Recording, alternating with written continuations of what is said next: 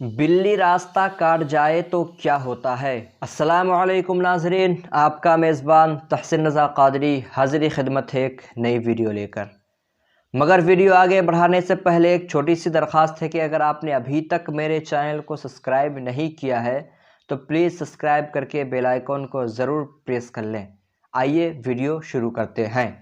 کچھ جگہوں پر دیکھا گیا ہے کہ کوئی شخص گلی اور راستے میں جا رہا ہے اور سامنے سے بلی گزر گئی جسے راستہ کاٹنا کہتے ہیں، تو کچھ دیر کے لیے ٹھہر جاتا ہے اور پھر بعد میں چلنے لگتا ہے اور وہ سمجھتا ہے کہ بلی نے راستہ کاٹ دیا، شگن خراب ہو گئے، اب کوئی نقصان ہو سکتا ہے۔